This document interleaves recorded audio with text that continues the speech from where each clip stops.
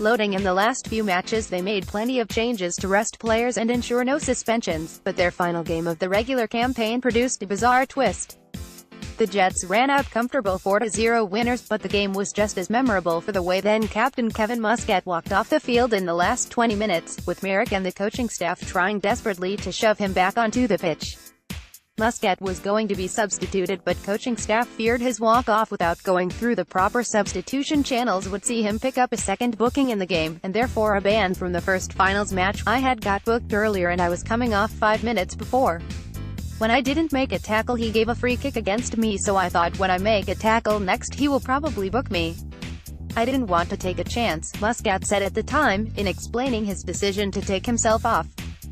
Victory D Jets 5-0 August 29, 2008, Telstra Dome. Jets, under coach Gary Van Egmond, would go on to win the A-League championship in scintillating style in season 2007-08, fired by the goals of Joel Griffiths and Nick Carle and the defensive solidity of Andrew Durante at the back alongside Jade North, with Ante Kovic a formidable force in goal.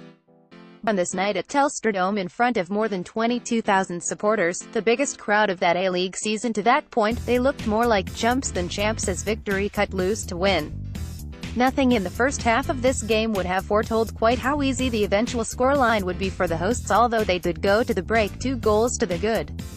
The uneven Telstra Dome surface made it difficult for each side to assert itself, although Carlos Hernandez put victory in front 5 minutes before the break with a typical fierce drive from the edge of the penalty area, and Archie Thompson doubled the advantage just before the interval. Danny Alsop, with 2 more goals, and Grant Brebner with a goal with his first touch after coming off the bench, completed the rout in a game in which Van Egmond said his Jets players seemed to give up at halftime. Jets victory 1-0 April 10, 2015, AAMI Park. It was hailed at the time as one of the biggest upsets not just of this particular season, but any.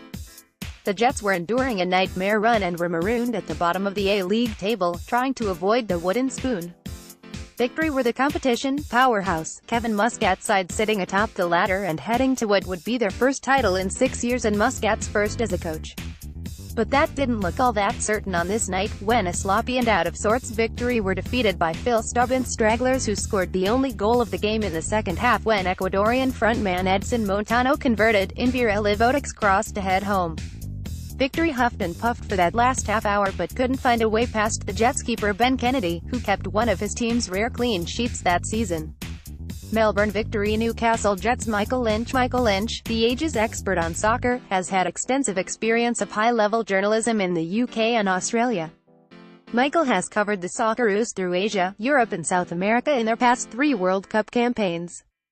He has also reported on Grand Prix and top-class motorsport from Asia and Europe. He has won several national media awards for both sports and industry journalism.